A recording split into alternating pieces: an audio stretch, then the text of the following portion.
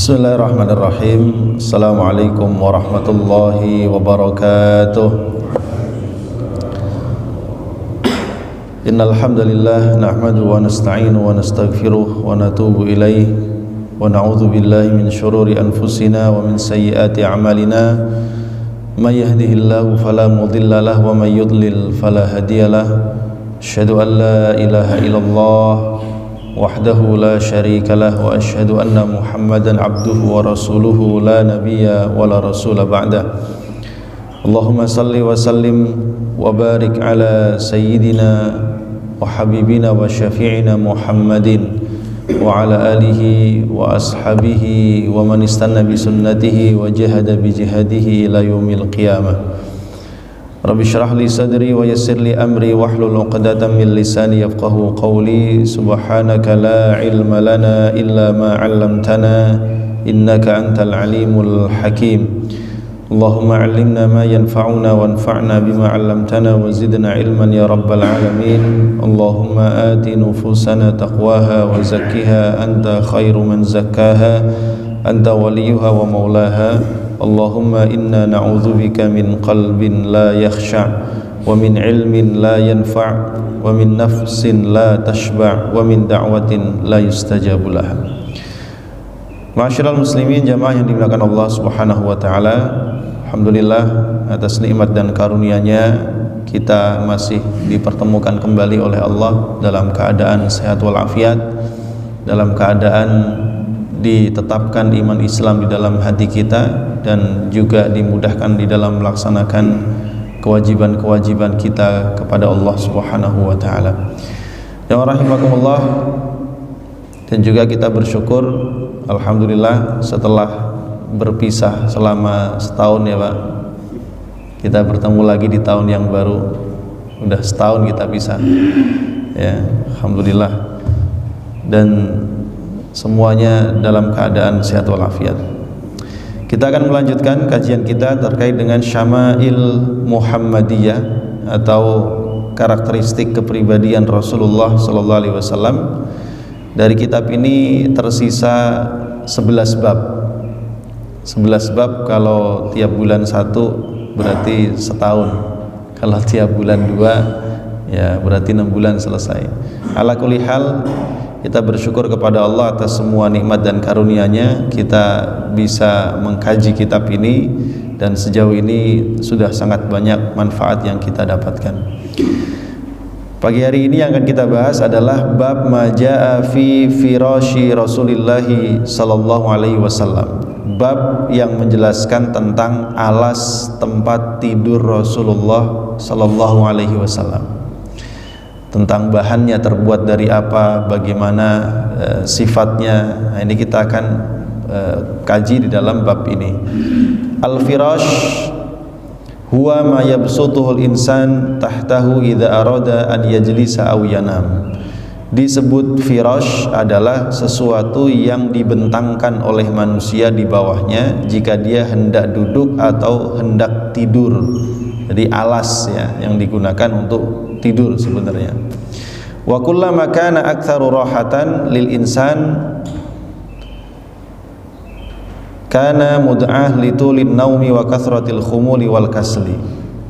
Semakin nyaman alas tempat tidurnya, maka akan semakin membuat dia nyaman untuk berlama-lama tidur dan juga membuat dia semakin malas. Bainama idza kana ala khilafi dzalik, berbeda kalau kondisi alas tempat tidurnya tidak seperti demikian. Semakin enggak enak, maka semakin tidak nyenyak tidurnya ya, nanti kita akan melihat bagaimana alas tempat tidur Rasulullah sallallahu alaihi wasallam dan bagaimana yang beliau sukai. Dalam bab ini ada 2 hadis. Yang pertama dari Hisham bin Urwah. Dia meriwayatkan dari ayahnya an Aisyah radhiyallahu anha, dari istri Nabi ibunda Aisyah radhiyallahu anha. Qalat, dia berkata, innama kana firasyu Rasulillah sallallahu alaihi wasallam alladhi yanamu alaihi min adam hashwuhu lifun. Innama sesungguhnya kana firasyu Rasulillah, alas tempat tidurnya Rasul yang beliau tidur di atasnya, min adam, terbuat dari kulit binatang yang telah disamak, hashwuhu, dan isinya lifun, serat yang berasal dari pohon kurma. Ya. Jadi di sini disebutkan dua sifat. Innama, pertama menggunakan kalimat innama artinya beliau tidak memiliki atau lebih sering tidur menggunakan alas tempat tidur ini.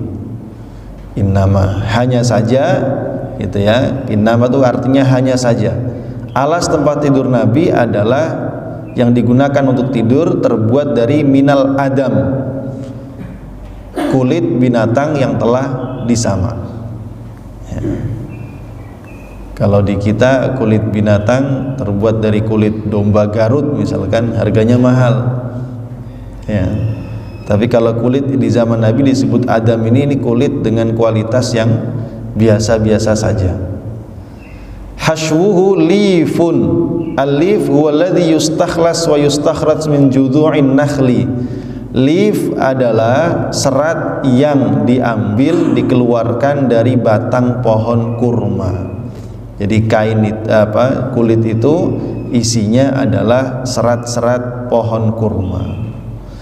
Hal ini jamaah rahimakumullah menunjukkan tentang kebersahajaan, kesederhanaan dan ketawaduan Rasulullah SAW, sehingga beliau tidak menikmati tempat tidur yang nyaman sebagaimana orang-orang pada umumnya. Padahal kalau beliau mau, beliau bisa mendapatkannya. Tetapi Rasulullah SAW, beliau berpaling dari kenikmatan kehidupan dunia. Padahal beliau adalah sayyidul khalqi, pemimpinnya seluruh makhluk yang paling mulia, yang paling utama di sisi Allah, yang kalau beliau berdoa pasti diijabah olehnya. Ya. Kalaupun beliau meminta apapun itu, ya. Lakinnahu ya'lam, akan tetapi beliau sangat memahami bahwa dunia adalah kenikmatan sesaat dan pasti berakhir dan akan musnah, dan semuanya pasti akan kembali kepada Allah Subhanahu wa taala. Maka beliau lebih memilih untuk memperbaiki atau terus mengawal kebaikan hidupnya untuk menuju kepada Allah Subhanahu wa taala. Karenanya di antara bentuk kehidupan sederhana beliau adalah beliau tidak memiliki tempat tidur yang nyaman. Ya. Barat kalau kulit itu diisi dengan serat, ya pasti rasanya juga ada kasar-kasarnya, tidak seempuk kasur yang isinya kapuk atau bahan-bahan lain yang nyaman, ya, atau spring bed seperti kita zaman sekarang. Ya. Nah di sini jamaah rahimakumullah, Imam Nawawi mengatakan fihi jawazu ittikhadil furushi wal wasaid wan naumi 'alaiha. Diperbolehkan bagi siapapun untuk tidur menggunakan alas tempat tidur, bantal dan lain sebagainya. Wal irtifaqu biha wa jawazul mahsyu wa jawazu ittikhadhi dzalika minal julud wa hiya al adam. Boleh menggunakan bahan apapun, ya, yang suci, yang halal digunakan sebagai bahan tidur. Karena itu juga diantara kenikmatan yang akan atau yang Allah janjikan bagi penghuni surga adalah bantal, Pak.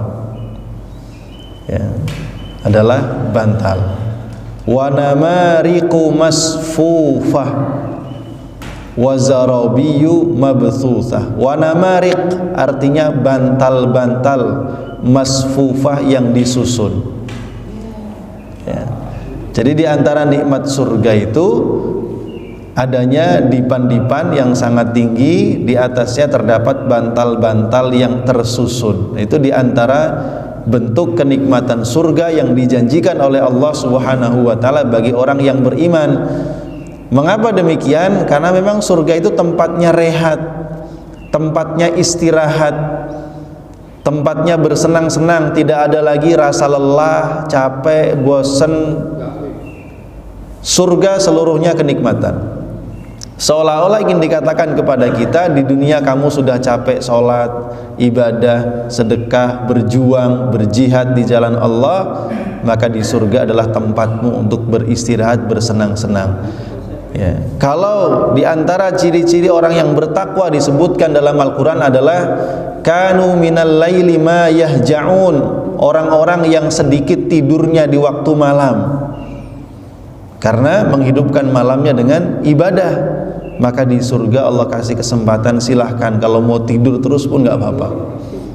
Ya, nah ini diantara kenikmatan surga yang dijanjikan oleh Allah Subhanahu wa Ta'ala. Nah, ma'asyiral muslimin jamaah rahimakumullah. Nah, ketika kita hidup di dunia ini, tidur itu salah satu penghalang sebenarnya, penghalang kenikmatan ibadah. Karenanya semakin nikmat, semakin empuk alas tempat tidurnya, tidurnya semakin nyenyak, sehingga semakin berat, semakin sulit untuk bangun melaksanakan sholat malam. Semakin berat, sulit bangun untuk melaksanakan panggilan sholat subuh berjamaah di masjid. Apalagi cuacanya dingin-dingin seperti ini. Ya. Kemudian jamaah rahimakumullah, karena itu kemudian semakin nikmat alas tempat tidurnya, maka perjuangannya juga semakin berat itu. Ya. Sementara itu ketika seseorang itu tidur di atas alas yang yang kasar, itu membuat dia semakin mudah untuk bangun. Kenapa? Tidurnya nggak nyaman. Karenanya di antara yang dilakukan oleh orang-orang yang ma'rifat, ya, orang-orang yang memang fokus meniti jalan menuju keridhaan Allah Subhanahu wa Ta'ala, mereka kebanyakan tidak suka tidur di tempat tidur yang nyaman, karena itu menghalangi mereka dari ketaatan kepada Allah di waktu malam. Meskipun demikian, tidur di atas kasur yang empuk, yang nikmat, juga tidak bertentangan dengan sifat zuhud. Boleh, tidak masalah, silahkan. Yang penting jangan sampai tertinggal kewajiban-kewajibannya, dan jangan sampai menghalangi diri kita dari melaksanakan sunnah-sunnah Rasulullah Sallallahu Alaihi Wasallam. Itu yang diharapkan. Hadis ini juga menunjukkan tentang kesabaran istri-istri Rasulullah Sallallahu Alaihi Wasallam atas kehidupan yang serba kekurangan dan apa adanya. Sebagaimana kita ketahui, Rasul itu di Madinah, ya, rumahnya sebenarnya tidak layak disebut rumah, disebutnya bilik. Hanya Quran menyebutkan dengan sebutan al-hujurat, kamar-kamar. Ya, karena paling di situ Rasul juga hanya punya satu alas tempat tidur, yang beliau juga tidur di atasnya bersama dengan istrinya. Bantalnya juga satu untuk berdua. Ya, ini menunjukkan kesederhanaan dalam kehidupan Rasulullah Sallallahu Alaihi Wasallam, dan juga menunjukkan kesabaran istri-istrinya yang lebih memilih untuk tetap bersama beliau di dunia dan di akhirat daripada ingin mendapatkan kenikmatan dunia. Karena Rasul pernah menawarkan kepada istri-istrinya, bahkan diperintahkan oleh Allah, kalau kalian menginginkan kehidupan dunia dengan seluruh kenikmatannya, maka akan aku mintakan kepada Allah, tapi kalian pisah denganku. Ya. Tapi kalau kalian hendak bersamaku, maka kalian harus siap hidup dengan apa adanya.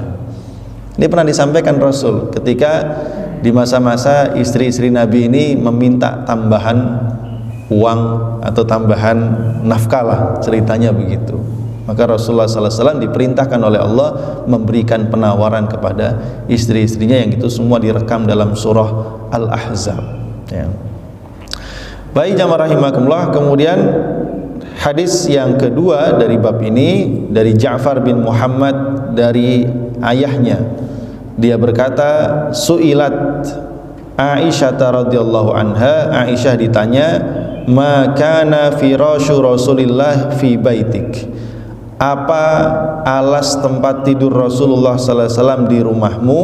Qalat min adam hashwuhu min lifin.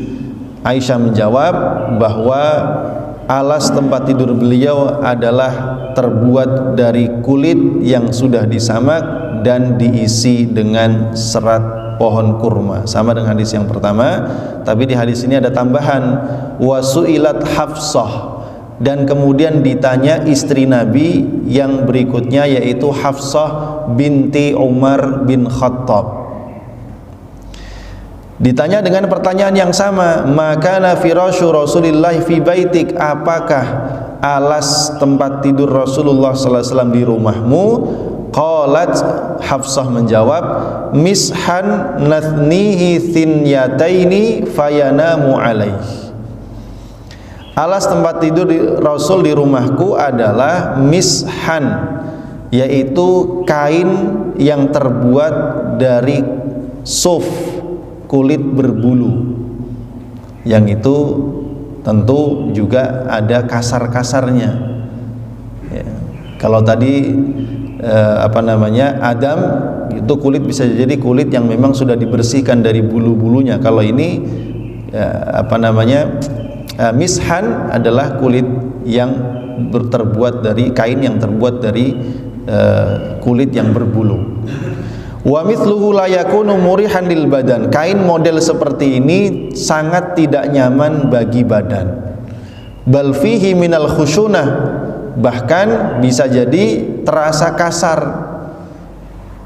ya. Ini salah satu alas tempat tidur Rasulullah ya. Mishan nathnihi thinyataini, kami lipat menjadi 2 lipatan. Fayanamu alaihi, lalu beliau tidur di atasnya. Falamma kana dzata lailatin, pada suatu malam, qultu, aku berkata kepada diriku sendiri, kata Hafsah, lau sannaituhu arba'a thinyatin lakana awta'lahu, seandainya kalau aku lipat menjadi 4, tentu alas ini akan terasa lebih empuk bagi beliau. Kalau tadi dilipat 2, nah, sekarang Hafsah punya inisiatif mau dilipat jadi 4 supaya terasa lebih tebal dan lebih empuk. Fathannainahu lahu bi arba'i thinyatin, maka aku pun melipatnya 4 lipatan. Falamma asbaha, ketika pagi hari, qala, beliau bertanya, ma farashtum li al-lailah, tadi malam alas apa yang kalian bentangkan untuk tempat tidurku?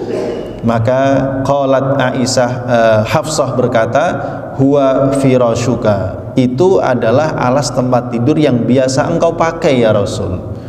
Illa ana thannainahu bi arba'i thinyatin, hanya saja aku telah melipatnya menjadi 4 lipatan, sehingga hal itu terasa lebih empuk untukmu. Ini niatnya baik, Hafsah ini niatnya baik supaya Rasul tidurnya lebih nyaman, lebih nikmat, karena tempat tidurnya lebih empuk, kira-kira begitu tujuannya.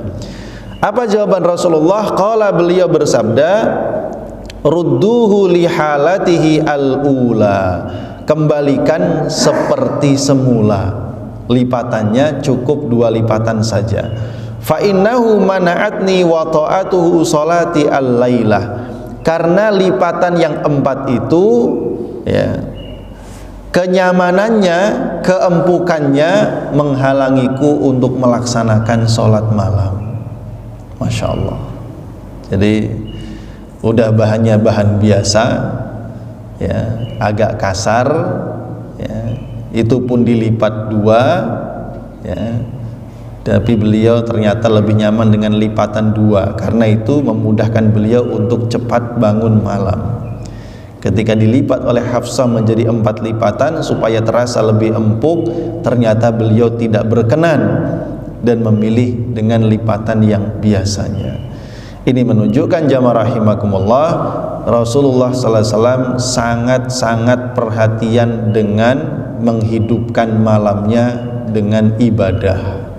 Artinya malam itu di pikiran Rasulullah sallallahu alaihi wasallam itu bukan hanya tidur, mengistirahatkan badan, tetapi bagaimana menghidupkan malam itu dengan ibadah kepada Allah Subhanahu wa ta'ala. Itu diantara rahasia dan resep Nabi supaya bisa segera bangun di tengah malam melakukan qiyamul lail atau sholat tahajud.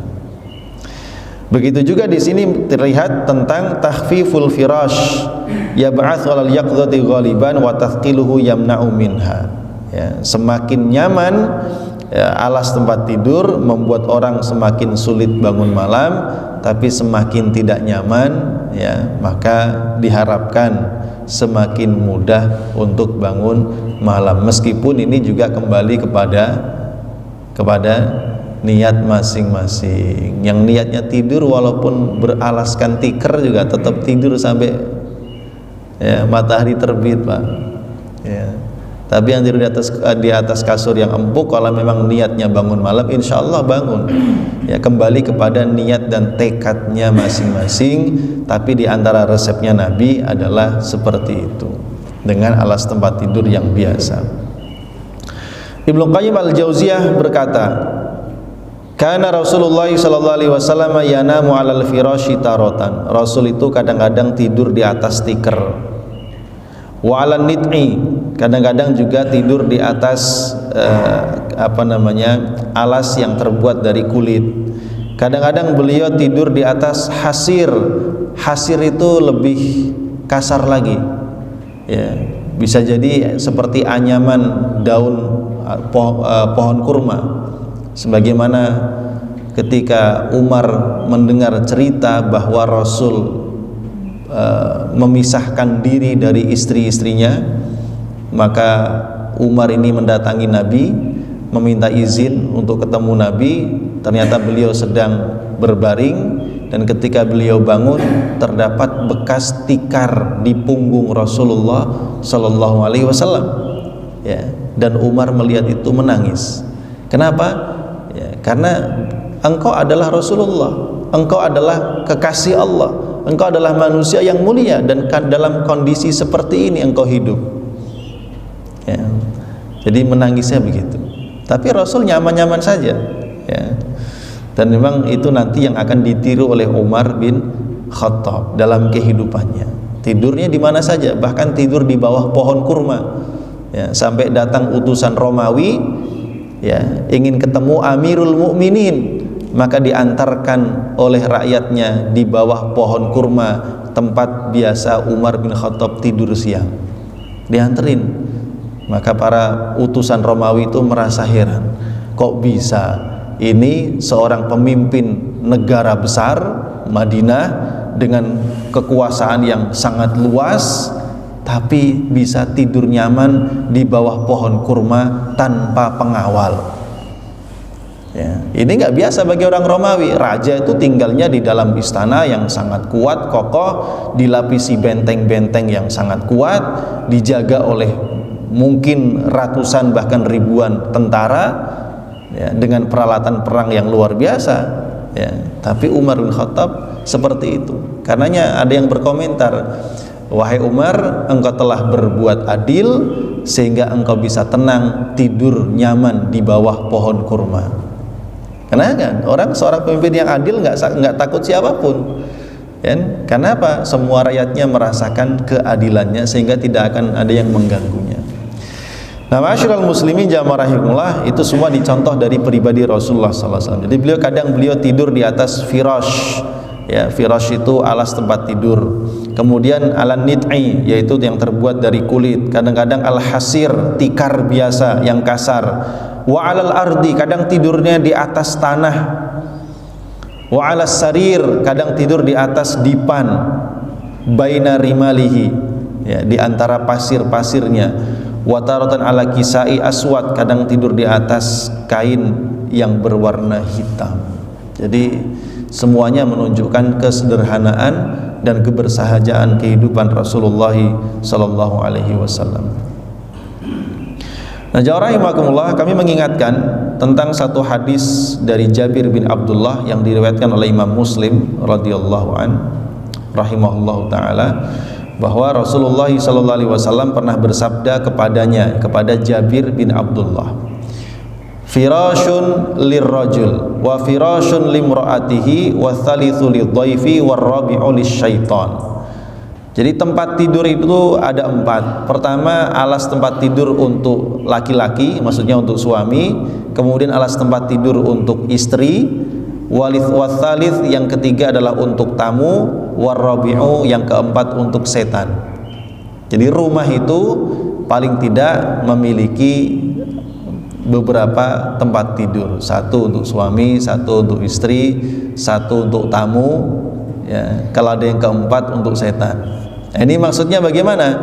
Imam Nawawi mengatakan, para ulama berkata maknanya adalah segala macam hal yang melebihi kebutuhan, ya, maka kalau itu ada di dalam rumah kita, maka dia merupakan perhiasan dunia yang berlebihan. Wa makana bi hadhihi sifah fa huwa madhmum.